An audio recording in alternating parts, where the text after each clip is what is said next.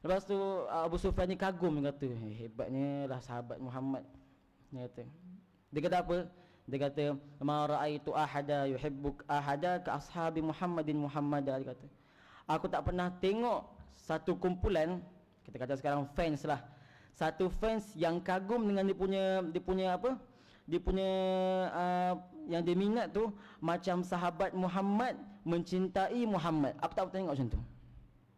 Dia iktiraf siapa? Dia iktiraf orang kafir. Orang kafir iktiraf. Lepas tu sambung lagi, Muhammad tidak akan berkata sesuatu kecuali para sahabat tu akan terus buat, berebut-rebut untuk buat, dan Muhammad tidak melarang mereka dari sesuatu kecuali mereka akan cepat-cepat tinggal. Subhanallah. Kerja zaman sekarang apa? Zaman sekarang Islam kita pun orang petikai. Ni betul ke Islam ni? Memang aku ni Islam ke tak tak pernah nampak solat pun. Islam kita orang petikai. Islam sahabat dulu orang kafir iktiraf. Hebat Islam ni, hebat. Di zaman sekarang subhanallah. Sahabat pernah Rasulullah pernah cakap dalam hadis, akhir zaman nanti umatku banyak macam buih. Banyak macam buih. Tu Rasulullah punya ibarah, dia punya kata-kata Rasulullah tu, umatku banyak macam buih. Maksudnya apa? Banyak saja. Banyak saja tapi lemah. Ala kulli hal, jadi perbincangan kita untuk beberapa perkara yang boleh mengurangkan pahala puasa. Jadi yang pertama sekali tahajud. Tahajud ni paling penting lah. Tahajud, bangun malam. Dan tahajud ni tuan-tuan puan jangan ingat tahajud ni bangun pukul 4 pagi, solat sejam. Tak. Tahajud ni cukup kamu bangun malam. Alhamdulillah, cukup kamu bangun malam, solat 2 rakaat, doa sikit. Doa je lah, apa-apa tak doa tak erti, tak ada hajat. Doa, ya Allah, aku nak berjaya dalam pekerjaan aku nak naik pangkat contohnya, aku nak gaji besar contoh. Doa. Kata ulama, kita ni boleh minta dengan Allah walaupun perkara mustahil, faham tak? Macam apa? Macam nak terbang. Bukan naik kapal terbang, nak terbang. Kita boleh minta dengan Allah, tak ada masalah. Boleh ulama kata, nak kata terbuka luasnya rahmat Allah, pemberian Allah tu, sampai kita nak minta perkara mustahil pun boleh. Perkara mustahil boleh minta, ya Allah aku nak terbang sampai naik ke 7. Ya Allah aku nak apa-apa dah kan, yang pelik-pelik kan, fikirlah sendiri. Itu pun boleh minta. Apatah lagi perkara yang tak mustahil di akal kita. Dia sebenarnya di sisi Allah tak ada yang mustahil pun. Nak bagi kita terbang 7 langit pun tak apa, tak ada masalah. Cumanya yang mustahil di akal kita, mustahil di adat orang cakap. Mana boleh manusia terbang 7 petala langit? Tak boleh. Jadi perkara itu pun kita boleh minta. Apatah lagi setakat nak minta perkara remeh kecil, masalah kita depan Allah. Betul tak? Laut pun Allah belah untuk Musa. Takkanlah masalah awak yang kecil tu Allah tak nak handle.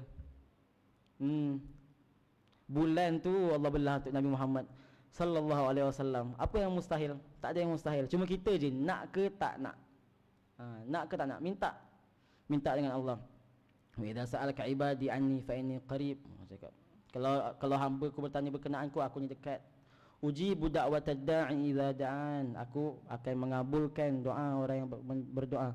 Orang yang berdoa. Ujibu da'watad da'i. Aku akan mengabulkan orang yang berdoa idza da'an. Kalau uji berdoa, maksudnya apa? Maksudnya kita kena minta lah. Semalam ada orang tanya saya. Ada orang tanya, macam mana, apa nama dia? Allah dah tahu dah apa yang kita nak, tapi kita kena minta. Macam mana Macam tu. Ya Allah, soalan pun senang betul. Dia kata, bukan Allah dah tahu ke? Kenapa kita kena minta macam tu? Allah tahu, Allah bagi je lah, kita nak apa kan? Jawapan dia, Imam Haddad tulis dalam satu syair. Syair ni famous. Saya rasa tuan-tuan puan pernah dengar. Qad kafani ilmu rabbi. Cukup bagiku pengetahuan Tuhanku. Min su'ali wa ikhtiyari, daripada doaku dan pilihanku, wa ikhtiyari.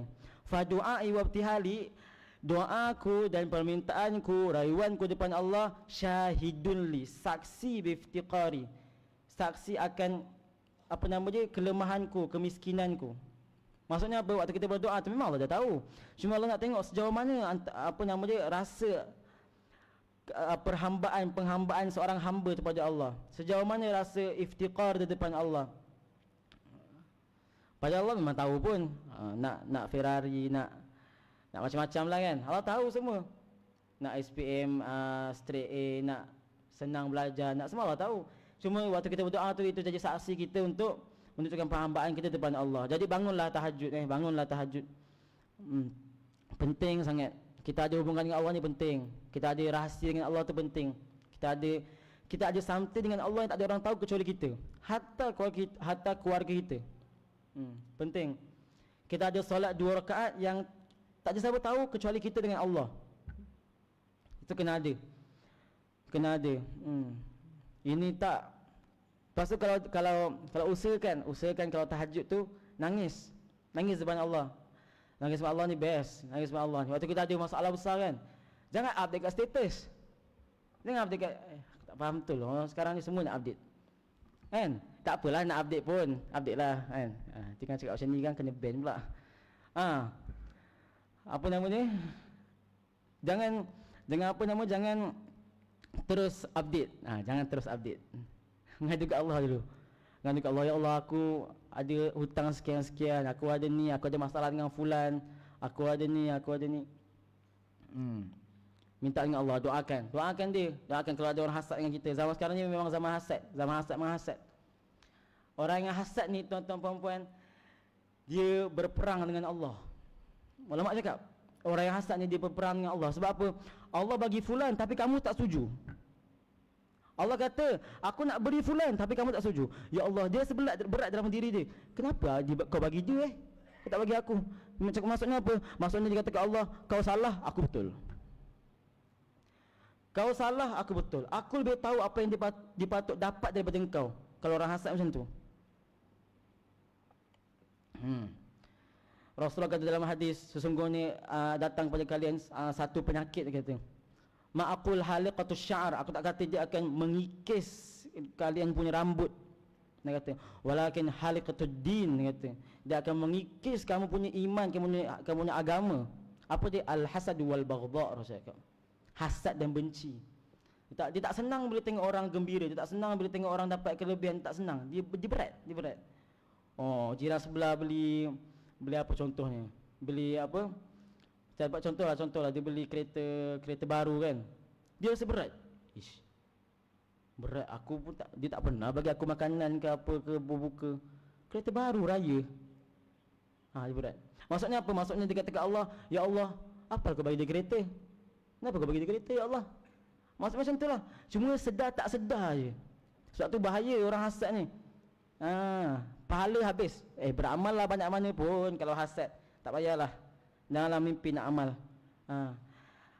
Sebab ulama kata amal batin, amal hati tu jauh lebih utama daripada amal zahir. Mungkin orang boleh banyak solat, banyak puasa, banyak zakat, banyak sedekah, tapi kalau hati dia riak, habislah. Kalau dia hasad, habislah. Kalau dia putus silaturahim, habis juga. Sebab itulah tadi hadis tu Rasulullah kata Abu Bakar ni tak jadi mulia dengan banyak solat dan puasa. Walaupun Abu Bakar banyak solat dan puasa, tapi dengan sesuatu yang tetap di hati ni, apa? Iman dia dengan Allah Subhanahu Wa Taala, percayanya dia punya apa nama dia, ibadahnya, dia yakin Allah bagi pahala. Kalau dia tinggalkan dosa, Allah bagi. Sebab amal baik ni tuan-tuan puan-puan, semua orang boleh buat, kan? Semua orang boleh buat. Puasa, ada orang tak boleh puasa? Melampau. Semua orang boleh puasa, semua orang boleh buat. Cuma tidak akan boleh, kata Imam Ghazali dalam Ihya, tidak akan boleh meninggalkan keburukan kecuali siddiqun. Imam Ghazali cakap. Imam Ghazali tak kata salihun. Tengok perkataan ulama tu, kalau kita kaji perkata tu memang diorang pakai kalimatnya sesuai pada statement diorang tu. Tidak akan mampu untuk meninggalkan keburukan kecuali siddiqun, orang yang jujur betul-betul dengan Allah, baru boleh tinggalkan keburukan. Orang nak jadi baik ni boleh je datang dia punya apa? Dia kata iman dia tengah naik kan. Iman tengah naik, Quran 3-4 juzuk baca sekali duduk. Cuma mana lagi mudah? Kita baca Quran 3 juzuk ke kita minta maaf dengan orang yang kita dah bermusuh 5-4 tahun? Mana lagi mudah? Kalau saya pun baik baca Quran kan. Bayangkan. Maksudnya apa? Maksudnya lebih berat lagi minta maaf tu. Padahal minta maaf kejap je. Macam ni lah, aku dah lama dah tak cakap dengan kau ni. Dah 4-5 tahun kita bermusuh ni. Ni dah masuk Ramadan, kita minta maaf lah. Ni. Habis lah. Oh ya, Masya Allah, okey. Jom makan. Bawa makan terus. Paling-paling tu je lah. 3-4 juzuk nak baca. Satu juzuk pun sehari tak terlepas ke tidak. Bayangkan.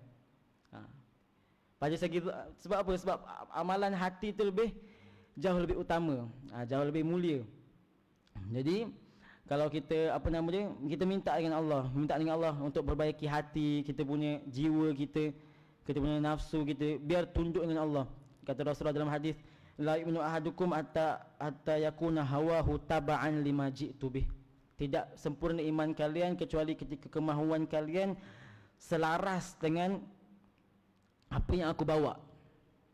Kalau Rasulullah suruh solat, di masa lagi susah nak solat, iman je something. Rasulullah kata baca Quran masih berat, iman je something. Apalagi ibadah, Rasulullah suruh zakat ni, ya Allah, daripada harta kita yang banyak tu Allah minta sikit je. Kalau kita belajar bab zakat dalam fiqh ni kan, ada muasyarat, ada ma'adin, ada banyaklah pembahagian tu kan.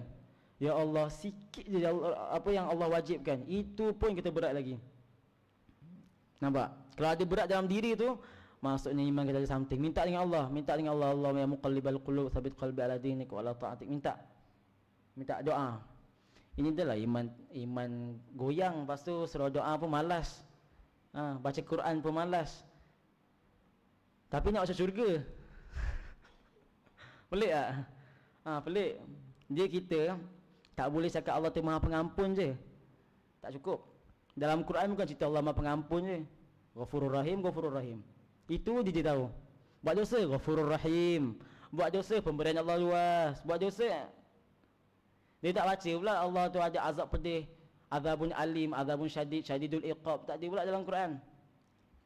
Jadi kata ulama, ar-raja' wal khauf, rasa harap dengan Allah dengan rasa takut dengan Allah tu, ulama kata macam dua sayap burung, dua sayap yang hamba akan terbang kepada Tuhan ni, maksudnya sampai kepada Allah dengan dua sayap tersebut. Kalau dia punya harap lebih berat, jatuh lah. Kalau takut pun lebih berat, jatuh juga. Ada orang bukan harap je, banyak orang lebih, orang takut lebih pun banyak juga. Bayangkan ada orang tanya kan, ada orang tanya saya, dia kata dia takut, dia tak boleh pergi surau. Dia takut riak, dia kata. Dia takut apa nama dia takutlah. Takut dia selalu ingat azab Allah. Tak boleh nak buat kerja, dia kata. Tak boleh. Nak ambil kerja tu ingat azab. Bayangkan. Itu pun tak boleh juga. Kita kena selarikan, samakan apa? Rasa harap dan rasa takut. Rasa takut ni nama dia al-khauf. Rasa harap nama dia ar-raja. Kita kena samakan. Sebab banyak orang macam tu. Dia nak buat dosa, Allah Maha Pengampun. Memang Allah Maha Pengampun. Tapi Allah ada azab pedih. Macam mana pula?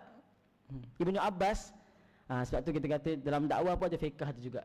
Dalam mengucap, dalam berucap, ada dia punya fiqh, ada dia punya kefahaman juga. Ibnu Abbas pernah satu hari kan, Ibnu Abbas ni antara ulama sahabat. Ada 7 Abdullah dalam kalangan sahabat yang mereka ni semua orang hebat, alim besar. Ada Abdullah bin Umar, anak Sayyidina Umar. Ada Abdullah bin Abbas, ada Abdullah bin Amr bin Al-As. Ada 7 abadilatus sab'ah kita kata. Abdullah dalam sahabat ada 7 yang alim besar semua. Abdullah bin Rawaha, semualah banyaklah. Kita boleh cari. Jadi satu hari tu Abdullah bin Abbas ni dia mengajar. Ramailah dia punya murid kan. Bayangkan sahabat semua alim, Abdullah bin Abbas mengajar. Maksudnya Abdullah bin Abbas alim jauh. Jadi waktu tengah mengajar ni datang orang tau. Datang orang tanya dia, "Wahai Abdullah bin Abbas, aku pernah buat dosa sekian-sekian, aku pernah bunuh orang." Dia kata. "Adakah apa nama dia Allah masih boleh ampunkan aku?" Abdullah bin Abbas kata, "Allah takkan ampunkan kau, Allah takkan beri kau kemaafan, Allah takkan beri kau pengampunan. Kau keluar dari majlis aku sekarang." Allah kata. Sahabat tengok. Oh, okey. Dia menjalankan dalam majlis ilmu. Tak nak tanya terus. Dalam majlis yang sama, ada seorang pemuda lagi, ada seorang macam tadilah. Kan? Datang tanya kat Abdullah bin Abbas. Soalan yang sama, sebiji. Aku dah buat dosa sekian. Apa nama dia? Aku pernah bunuh orang macam ni. Adakah Allah terima aku punya taubat? Abdullah bin Abbas kata, Allah terima taubat engkau, Allah pengampun, Allah pemurah, Allah pengasih, Allah begini. Syurga Allah luas dan sebagainya lah. Sahabat pelik.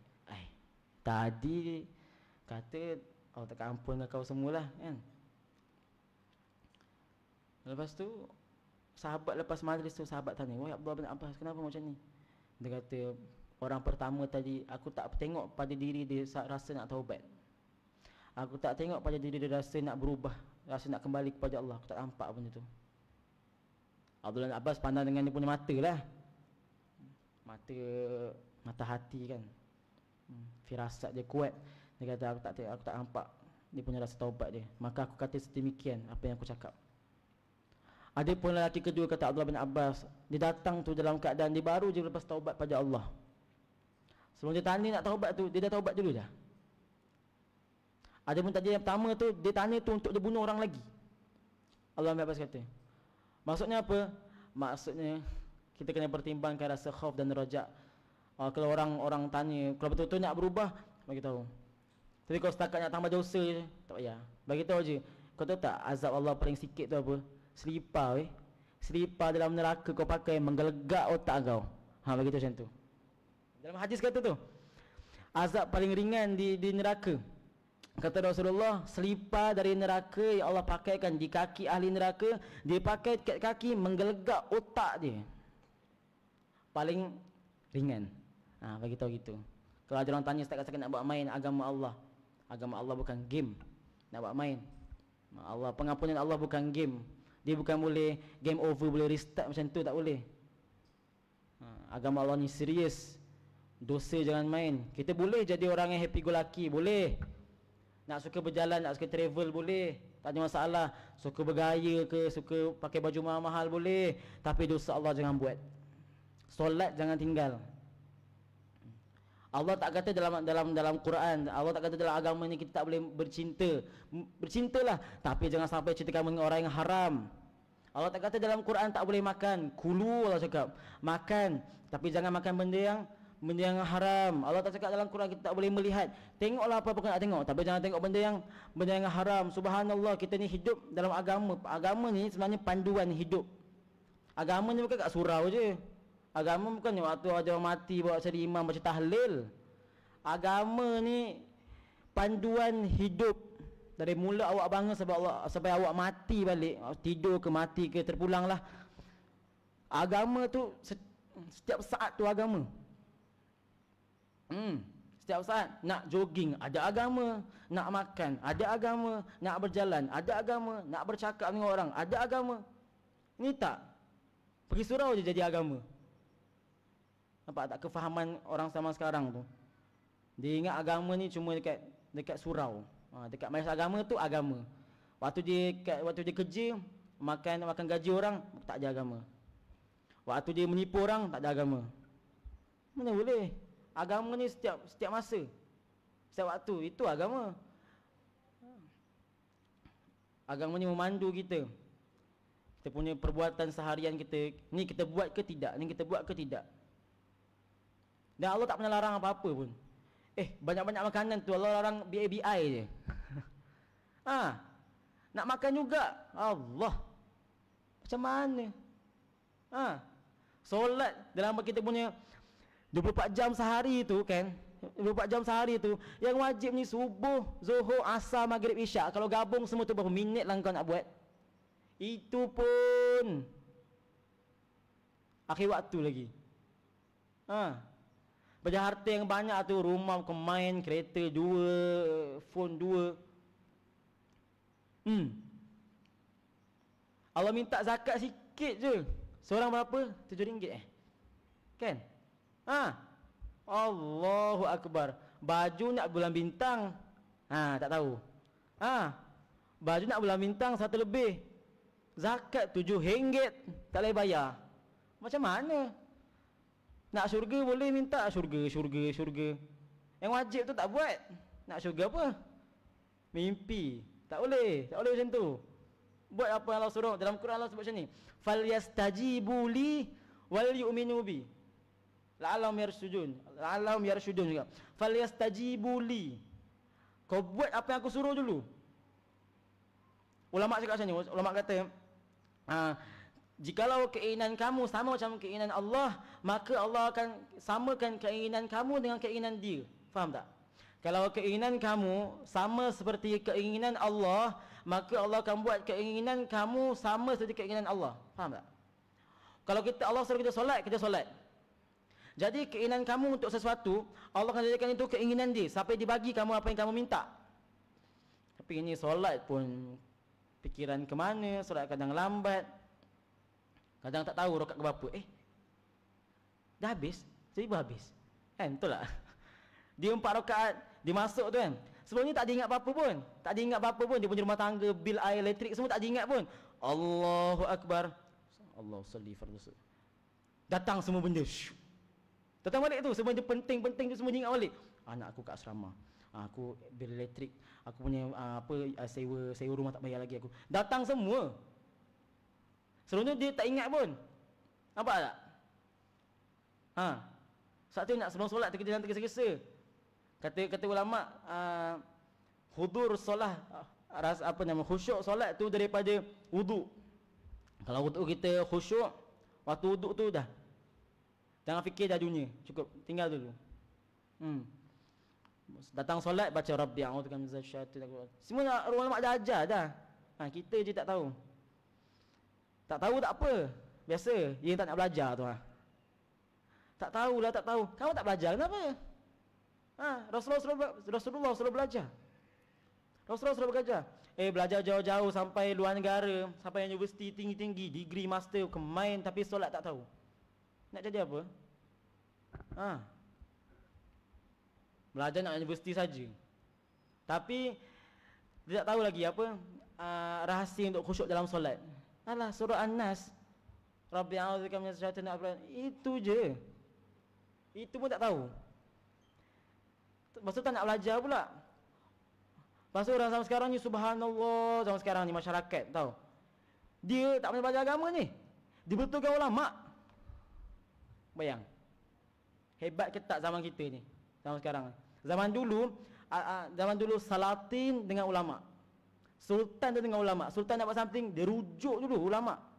Zaman sekarang masyarakat biasa, tak pernah mengaji pun. Tak pernah mengaji. Baca Quran pun tak betul lagi. Ulama besar je betul kan? Ada ke tak? Ada tuan-tuan puan, ada.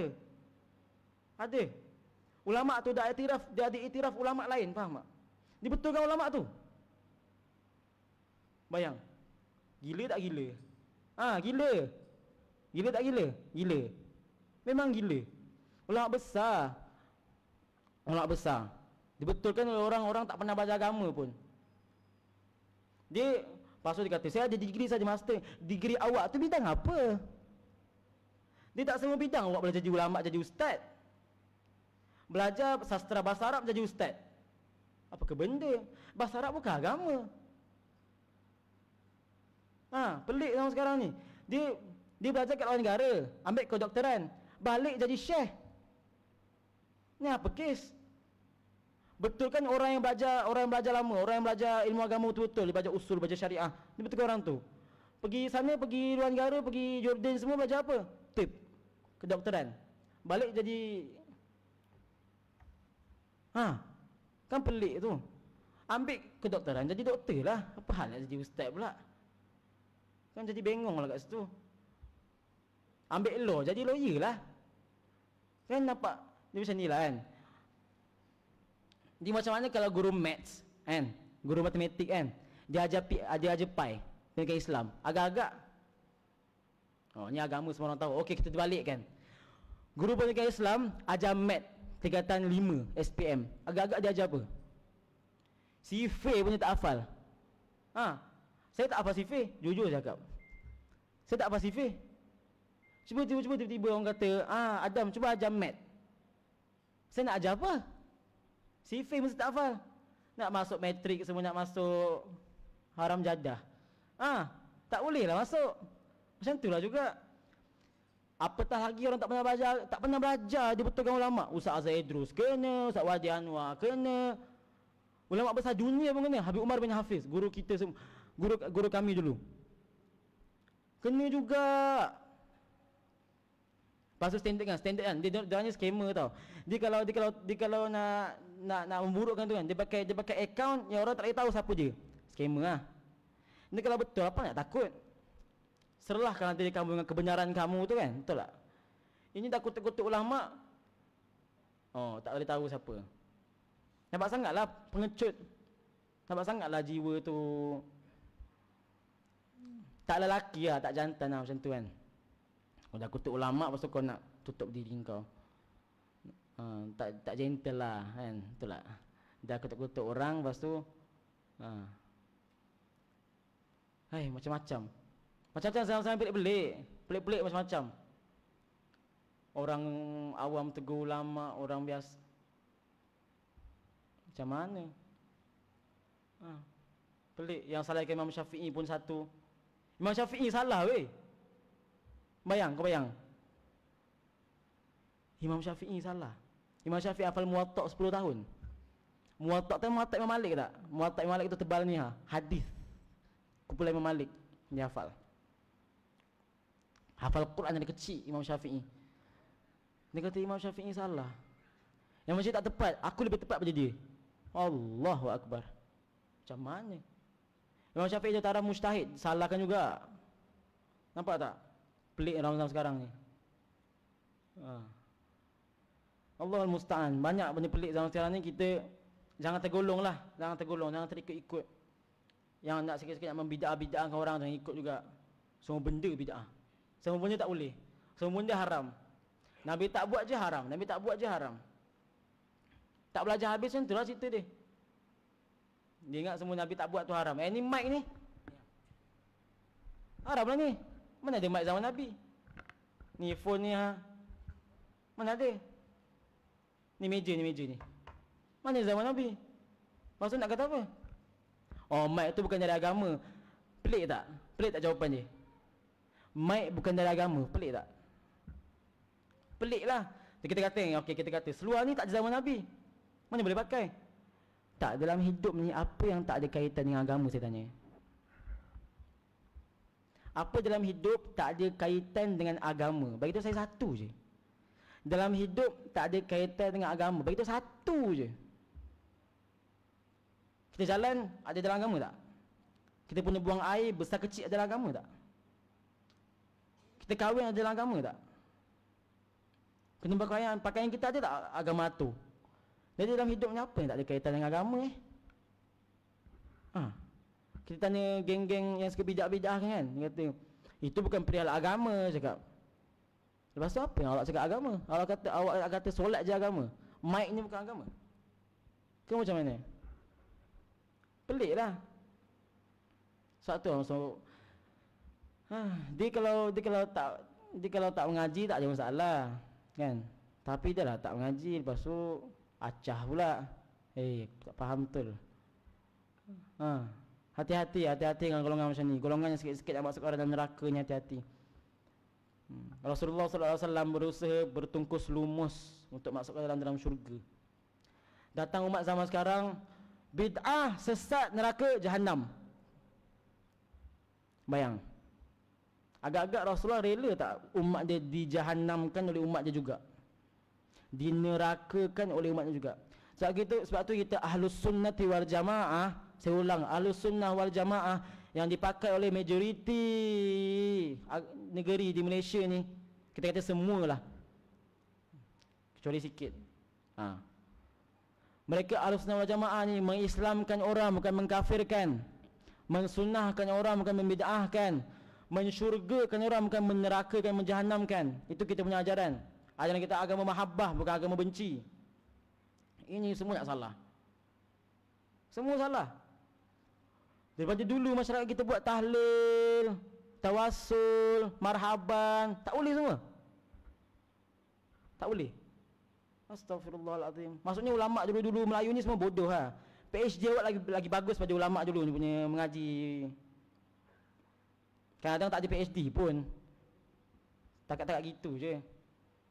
Nak kata apa? Nak kata awak punya PhD lebih hebat daripada ulama Melayu daripada dulu ni. Kita ada Syekh Daud Al-Fatani, kita ada banyak ulama Melayu dulu. Banyak sangat.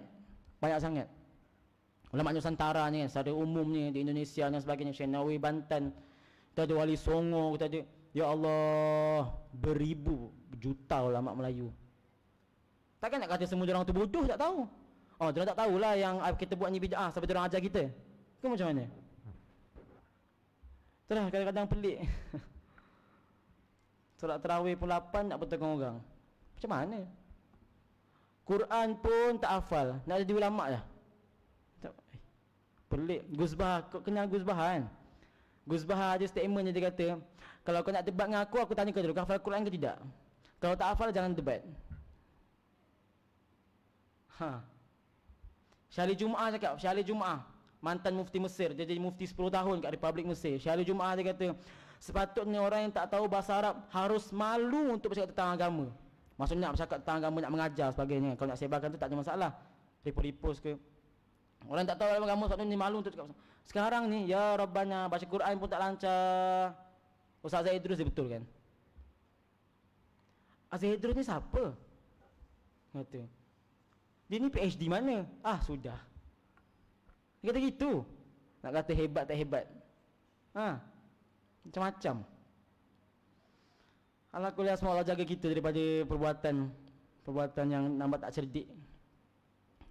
Dari apa setengah masyarakat ni. Allah jaga kita punya keluarga semua.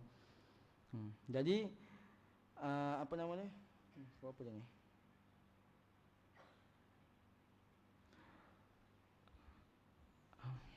Yang lagi satu, tinggalkan, jangan lupa sedekah juga. Sedekah Ramadan kan. Ramadan ni kena sedekah. Rasulullah dulu orang sangat dermawan. Kalau Ramadan, kata Ibnu Abbas dalam hadis, dia kata Rasulullah dulu memang dermawan, tapi paling dermawan pada bulan Ramadan kita datang Jibril untuk mengajarkan dia Al-Quran. Dalam hadis kata. Dan kedermawanan Rasulullah, Ibnu Abbas kata, kedermawanan Rasulullah lebih hebat daripada angin yang deras, angin yang kuat dalam Ramadan. Kita kalau berbuka tu kita bawa lah sikit, beli air ke, bagi orang minum, bawa kurma, bawa. Dalam hadis kata ittaqun nar wala bisyik tamrah, jauhilah kalian daripada neraka walaupun dengan sebelah kurma. Kurma tu kita bagi 2. Bayangkan Rasulullah kata, kalau tak ada apa sangat nak bagi, kurma hantar tu, kurma kamu tu belah 2. Rasulullah cakap, takkanlah kurma tak ada beli, melampau. Kurma seketul tak ada beli, pelik betul. Dekat tangan emas. Isteri berkemain lagi. Emas kau yang besar macam ni sini. Mak ai. Kurma satu kotak ni tak boleh beli. Belilah. Letak kat meja tu. Ni beli kurma pun berkira. Beli kurma berkira. Fikir dulu. Ya Allah. Padahal yang kita bagi tu untuk kita juga kat akhirat. Nak bagi makanan tu dia fikir dulu. Betul ke ni? Betul. Betul ke ni? Astaghfirullahalazim. Lepas tu saya minta. Tolonglah jangan buat live waktu makan. Astaghfirullahalazim. Pernah tak tengok kat TikTok? Pernah tengok tak scroll kan? Dia buat live tu memang untuk makan. Kau pahal. Ni dah kenapa pula? Dia makan tu, dia makan kat kedai kat mana kat rumah kan. Dia buat live, dia buka phone tu kan. Dia buat live tak sini untuk buat dia makan. Orang tengok dia punya mulut mengunyah semua. Pelik-pelik. Dia buat live tu untuk orang tengok dia makan. Astaghfirullahaladzim. Dia buat live. Inilah kalau ada anniversary ke ada apa ke kan. Janganlah, kalau ia pun janganlah buat waktu makan. Nak berbuka pun buat live apa ke benda. Baru-baru ni viral. Ada makcik tu, tahu tak cerita tu? Viral makcik tu buat live buat tarawih. Ada kan? Ada makcik buat live tu tarawih. Dia tarawih dia buat live. Kita kata boleh. Tu boleh, tapi sampai tarawih punya buat live. Ya Allah, live masjid tu ada dah. Tak payahlah. Dia letak bawah beg dia tu, tak bawah kan. Dia buat live je solat. Tak payah, tak perlu pun. Tak perlu. Memang kita boleh share kebaikan, Kan? Secara umum ni kita boleh share kebaikan. Kita tahu zikir baru kita share, buat status kita share. Kalau orang jahat boleh share kejahatan kan, kita tak boleh share kebaikan. Betul tak? Kalau orang jahat boleh share dia punya maksiat dekat IG, dekat FB, dekat TikTok, tak, kita tak boleh share kebaikan kita. Kan? Cuma janganlah waktu berbuka hantar buat live. Buat live waktu berbuka tu melampau. Nak buat apa waktu berbuka? Nak bagi tengok awak punya juadah. Aduh. Berbuka pun nak buat live. Lagi satu, kalau tarawih, kalau boleh buatlah 20. Kan? Sebab 20 ni semua mazhab kata 20. Mazhab 4 semua kata 20. Daripada Hanafi, Maliki, Syafi'i, Hambali semua kata 20. Kalau geng apa nama dia?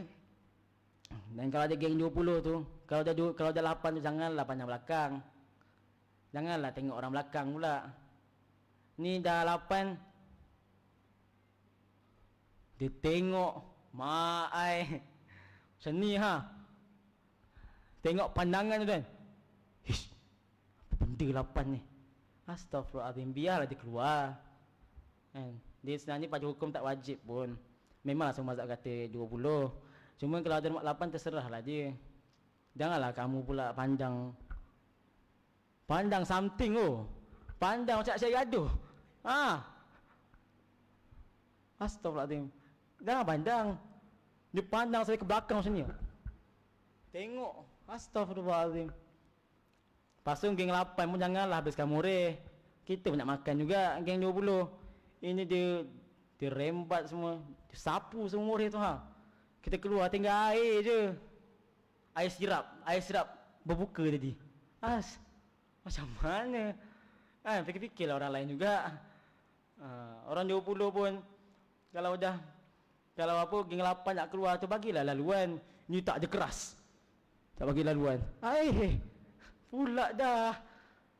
Janganlah keras-keras. Bagilah laluan, angkat sikit tu. Peha tu angkat. Ini tak. Orang 8 nak keluar. Tak keluar. Yang pandang dia lain cerita lagi. Pandang macam ni Muka orang tu dipandang. Astaghfirullahaladzim. Saya pun takut je. Pelik lah. Janganlah macam tu. Orang 8 pun nak macam tu. Kan? Tadarus tu sama. Tadarus tu, kalau tadarus kan, kita buat tadarus, alhamdulillah. Tadarus tegur elok. Kan? Dengung sikit. Ini tak, salah sikit. Wah minum kau. Kau nak bergaduh ke apa? Orang tu dah baru belajar. Setahun tu je sekali, sebulan je buka Quran. Kau tegur macam nak bergaduh kenapa? Tegurlah elok. Wah minum tu dengung sikit. Ini tidak. Lepas tu orang sebelah tu waktu tadarus tu alert lah sikit. Ni tadarus yang dengarnya seorang. Pakai imam tu dia dengar. Yang lain nak tunggu turn main phone. Macam mana? Tadarus kan tadarosa ni daripada fi'il yang ada kaitan sama tau. Bersama. Tadarosa ni. Tadarosa tu maksudnya sama-sama. Belajar sama-sama. Ini tak. Ketua halaqah je sibuk nak tengok. Yang lain semua tunggu turn bersembang lah. Ni lah. Itu yang jauh sana kena tegur sini tu. Sebab kalau tepi dia dengar. Macam ni je. Tu amin fauk. Tu dengung sikit. Ni tak. Imam kan. Kena-kena pula imam 80. Wah amin. Ya Allah. Terkejut orang tu. Relax sikit. Janganlah ni sangat. Nak tegur orang pun ada cara juga. Nak nasihat orang pun ada cara. Ala kulli hal. Kau apa ni? Ni pun antara cara juga ni. Dengan lebih waktu. Jadi kita sama-sama muhasabah. Jangan tinggal tahajud, jangan tinggal sedekah. Tarawihnya apa lagi? Tadarusnya. Waktu tarawih jangan punting. Jangan punting tarawih.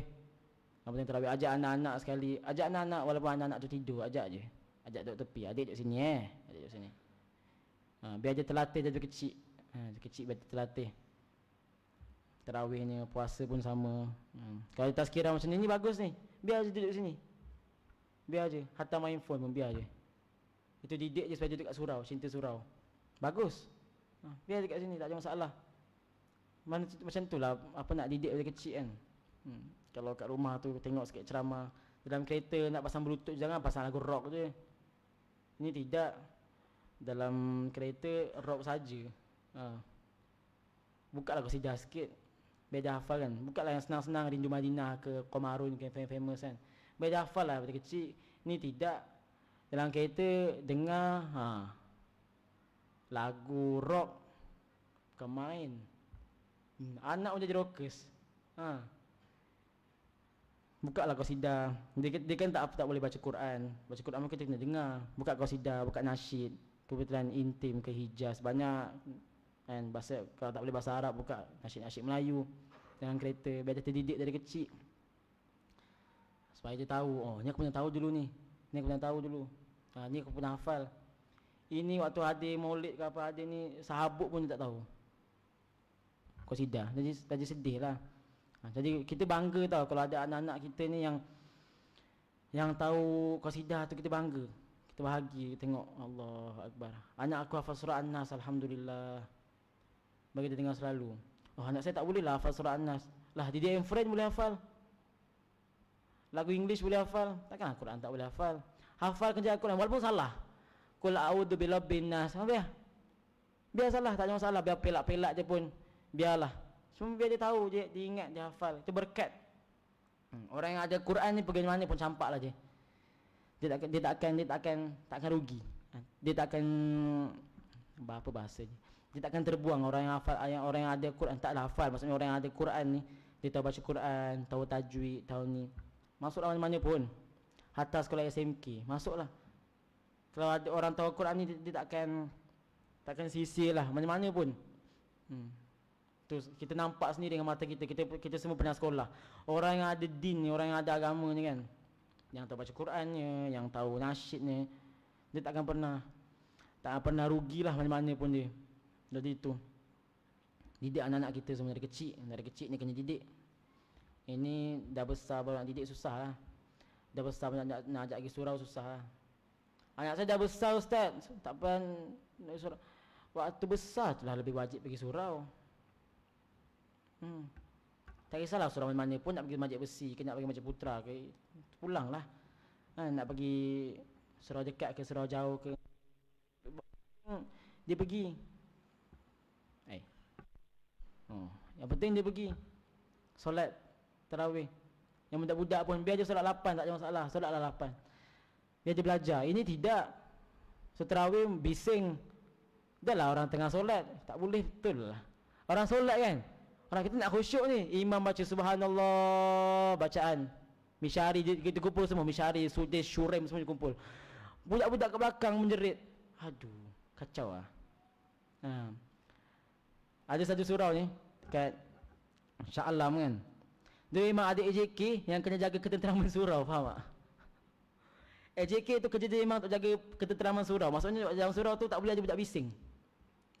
Ini time orang nak tarawih, nak khusyuk, dah lah tadi dia baru dengar tazkirah. Dah tengah khusyuk ni, memang dah ada vibe khusyuk Okay, aku nak khusyuk solat ni. Budak-budak belakang belakang, yang menangisnya satu, yang menjerit-jeritnya satu. Itulah lagi yang masuk celah-celah ni. Satulah mak ayah kalau bawa anak tu kan. Tu amanah kita kena biar dia duduk tepi kita. Jadi kalau kita ajar, dia boleh. Tak ada anak tiba-tiba lahir jadi macam harimau, jadi naga, tak ada. Duduk tepi kita, duduk.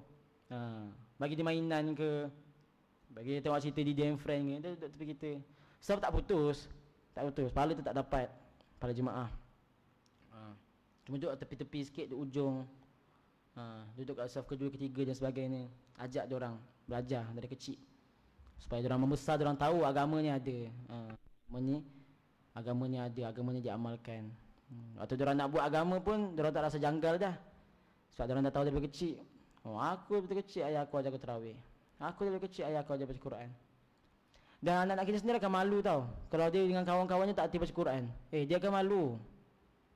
Kita tak tahu Quran tak ada masalah, tuan-tuan puan-puan. Tak tahu Quran tak ada masalah. Kita baca kurang Quran, bacaan kita kurang bagus, tak ada masalah. Cuma kalau dia masuk sekolah, dia tak tahu baca Quran, cikgu tu akan terfikir apa? Macam mana mak ayah dia didik? dah sampai umur belas-belas masuk sekolah menengah pun tak boleh baca Quran ni apa cerita kan. Dia boleh hafal lagu siapa artis famous sekarang, dia boleh hafal lagu lagu-lagu lah, lagu-lagu famous sekarang. Cuma baca Quran tak boleh, baca Quran tak boleh. Macam mana kan, itu benda wajib, benda wajib fardu ain. Kita kena ajar anak kita. Jangan sampai kat rumah kita tak ada orang yang tak reti solat. Rukun solat berapa tak tahu. Apa mubtilat, apa perkara membatalkan wuduk tak tahu juga. Macam mana? Kita lepas mati, anak-anak kita ni lah harapan dan doakan kita. Kita sebagai anak pun, mak ayah kita yang dah meninggal tu, dia tunggu doa kita sehari. Dalam kubur orang tunggu tu, mana anak aku ni Azman ni tak sampai lagi doa. Dia tunggu. Dah kalau dari kecil solat pun tak tahu, nak kirim doa apa. Solat pun 5 waktu pun bolong-bolong, kosong-kosong lagi. Bolong-lubang, tak tahu nak solat. Tahu tinggal solat, meremehkan solat. Nak doa apa nanti lepas masuk kubur? Entah-entah waliyadzubillah kan, dia sebab kita masuk neraka. Ni kena didik dari kecil. Dari kecil bagi tahu dia, nanti abah kalau dah tak ada, adik doakan dia doakan. Macam tu. Ajar dia. Tahu. Bagi tahu sikit. Kalau pergi tahlil ajak dia. Bagi tahu cerita dekat dia. Oh ni kan apa Luqman ni untuk atuk tau. Kita baca ni untuk atuk yang dah tak ada tu. Nanti ni hadiah kita ni. Kita tak boleh bagi duit, atuk dah pakai duit dia kat sana. Kita bagi pahala. Cerita dekat dia. Oh macam mana ayah, tak faham lah. Tak apa, tak faham. Tak payah faham pun. Nak cerita je. Ada satu imam ni, saya tutup dengan ni. Ada satu imam, Al-Imam Abdul Qadir bin Ahmad As-Saqqaf. Al-Imam Abdul Qadir bin Ahmad As-Saqqaf ni, beliau seorang wali besar. Boleh search, buat research. Nama dia Abdul Qadir bin Ahmad As-Saqqaf. Dulu ayah dia Habib Ahmad bin Abdul Rahman As-Saqqaf. Ayah dia ajar dia macam ni je. Waktu tahajud kan, ayah dia tahajud, ayah dia imam dekat satu masjid dekat Tarim. Ayah dia ajar dia macam mana? Ayah dia ajar dia kalau ayah dia bangun tahajud, dia kejut anak dia. Abdul Qadir, gum macam tu kan, bangun. Apa kau dia celak mata sikit, ayah dia kata apa? Qul la ilaha illallah, qul la ilaha illallah. Sebut la ilaha illallah, sebut la ilaha illallah. Abdul Qadir sebut la ilaha illallah, la ilaha illallah. Saya dia kata, tidur balik. Bayangkan budak kecil bangun tidur sebut la ilaha illallah, macam mana kehidupan dia? La ilaha illallah sebut la ilaha illallah, bagi dia tidur balik. Simpelnya lah. Sikit. Lepas tu dibesar sikit, dia kata ni dia sendiri cerita. Dibesar sikit, umur 3-4 tahun, ayah dia ajak dia pergi surau. Walaupun dia tidur, dia kata pergi masjid. Walaupun dia tidur, ayah dia imam, dia duduk tepi sini, dia kata. Dia tidur je, ayah jadi imam. Orang-orang ulama ni solat dia kan, tahulah macam mana kan. Anak dia tidur je. Subhanallah, makam kewalian dia sebagai kutub diiktiraf oleh ulama zaman dia. Nama dia Abdul Qadir bin Ahmad As-Saqqaf. Jadi wali besar. Padahal permulaan kewalian ni waktu dia kecil sebut la ilaha illallah je. Betul penting kita didik anak kita supaya tercorak, terbentuk begitu daripada kecil sampai dia besar. Ala kulli hal, ni kita muhasabah diri kita balik. Kita tanya diri kita apa yang kurang dalam Ramadan. Hadiri kelas-kelas pengajian, walaupun dalam online, walaupun dalam TikTok dan sebagainya, hadirilah. Live tu kalau tengah masak juadah berbuka ke apa kan, tengok live. Kalau kita buka bahasa kat Masjid Besi dan sebagainya, buka Masjid Putra, jadikan kita berpercakapan dengan anak tu tentang akhirat. Ni asyik cakap tentang dunia je. Pasal akhirat. Contoh tak hari tu kan, ayah belajar dengan ustaz tu kata gini. Bagi tahu lah dia. Biar kita punya perbincangan tu ilmu akhirat. Biar dia terbentuk begitu. Biar dia terbentuk macam tu. Sampai kawan-kawan dia cakap dengan dia, semua pasal akhirat. Orang hebat ni tanda dia satu, tuan-tuan. Orang hebat ni tanda dia satu. Dia kata percakapan dia tak lari dari akhirat. Faham tak? Bukan nak ingat mati je akhirat. Maksudnya baik. Tadi tarawih macam mana imam tu ni? Tadi sedap suara imam tu. Tadi salah kat mana imam tu tadi? Macam tu. Biar percakapan tu akhirat, faham tak? Jangan asyik nak Naruto, Doraemon je. Tamam. Ya khair. Saya ucapkan terima kasih kepada pihak pengurusan Surau Al-Husna jemput saya. Dan terima kasih juga kepada hadirin hadirat. Semoga yang hadir dapat rahmat daripada Allah Subhanahu wa taala. Kita doa sama-sama. Amin Allahumma. Bismillahirrahmanirrahim. Alhamdulillahirabbil alamin wassalatu wassalamu ala sayyidina Muhammad wa ala alihi washabihi ajmain. Ya Allah ya Tuhan kami, berilah kami hidayah ya Allah, berilah kami hidayah ya Allah, berilah kami hidayah ya Allah, sehingga kami berjalan di atas muka bumi ini dengan hidayah-Mu ya Allah, dengan petunjuk-Mu ya Allah, dengan taufik-Mu ya Allah, dengan izin-Mu ya Allah. Ya Allah ya Tuhan kami, rezekikanlah kami untuk beramal amal saleh ya Allah, dengan penjagaan hati yang ikhlas, yang wara', yang khusyuk, yang khudu' hanya untuk-Mu ya Allah. Ya Allah ya Tuhan, jadikanlah kami seperti mana sabda Nabi sallallahu alaihi wasallam, jadikanlah kami orang yang berpuasa dengan keimanan, dengan berharap hanya kepada-Mu ya Allah, sehingga Kamu memberi kami pahala yang besar nanti di akhirat ya Allah. Ya Allah ya Tuhan kami untuk berinfak di jalan-Mu ya Allah, walaupun sedikit daripada harta kami ya Allah. Ya Allah ya Tuhan, kami tidak lupa saudara kami di Palestin ya Allah. Berilah mereka kemerdekaan yang paling cepat ya Allah. Hancurkanlah sehancur-hancurnya kaum musyrikin, kaum Yahudi ya Allah, seperti mana Kau hancurkan kaum Nabi Lut ya Allah, seperti mana Kau hancurkan kaum Nabi Hud ya Allah, seperti mana Kau hancurkan kaum Nabi Musa ya Allah, seperti Kau hancurkan kaum Nabi terdahulu, kaum Nabi terdahulu ya Allah, yang mengingkari Nabi mereka ya Allah. Hancurkanlah Zionis, kafir, Yahudi ya Allah dengan sehancur-hancurnya ya Rabbal Alamin. Dan tunjukkanlah mata kami ini ya Allah kedatangan nasr-Mu, kedatangan pertolongan-Mu ya Allah, sehingga kami dapat melihat pemerintahan Al-Mahdi, pemerintahan Sayyidina Isa alaihissalam, dan kami melihat kemenangan di Palestin ya Allah. Rezekikanlah mati ini untuk kemenangan itu ya Allah, sebelum kami mati ya Allah. Rabbana ighfir lana wa liwalidina warhamhum kama rabbawna shighara. Dan berkatilah surau Al-Husna ya Allah, berkatilah surau Al-Husna ya Allah, berkatilah surau Al-Husna ya Allah. Imarkanlah surau ini dengan kebaikan ya Allah, dengan tadarus Quran, dengan tarawihnya, dengan program-program yang boleh diadakan ya Allah untuk masyarakat di sini ya Allah. Jadikanlah dia pemacu untuk tersebarnya ilmu agama di fasa 12 ini dan fasa-fasa lainnya ya Allah. Jadikanlah cahaya Al-Husna sampai ya Allah, dan bersambung cahaya Al-Husna dengan cahaya Masjidil Haram ya Allah. Sambungkanlah cahaya Al-Husna dengan cahaya Masjid Nabawi ya Allah. Sambungkanlah cahaya Al-Husna dengan cahaya Masjidil Aqsa ya Allah, sehingga Kau lihat Al-Husna seperti mana Kau lihat Masjidil Haram, Kau lihat Masjidil Aqsa, Kau lihat Masjid Nabawi Nabi sallallahu alaihi wasallam. Berkatilah semua yang selalu hadir di surau ya Allah, mengimarkan surau ya Allah. Ya Allah Tuhan kami, jadikanlah orang yang selalu hadir di surau ini ya Allah antara orang yang Kau panggil nanti di bawah naungan arasy-Mu ya Allah, orang yang terpaut hati dengan surau, dengan masjid ya Allah. Jadikanlah kami semua orang tersebut ya Allah dengan rahmat-Mu ya Allah, dengan pemberian-Mu ya Allah, dengan belas kasihan-Mu ya Allah. Berilah kami izin untuk terus beramal ya Allah pada bulan Ramadan ini ya Allah. Telah berlalu seminggu ya Allah. Ya Allah, rezekikan kami untuk memperbaiki puasa kami, memperbaiki solat kami ya Allah ya Arhamar Rahimin, ya Arhamar Rahimin, ya Arhamar Rahimin. Ampunkanlah dosa kami semua ya Arhamar Rahimin. Sallallahu ala sayyidina Muhammadin wa ala alihi wa sahbihi wa baraka wa sallam.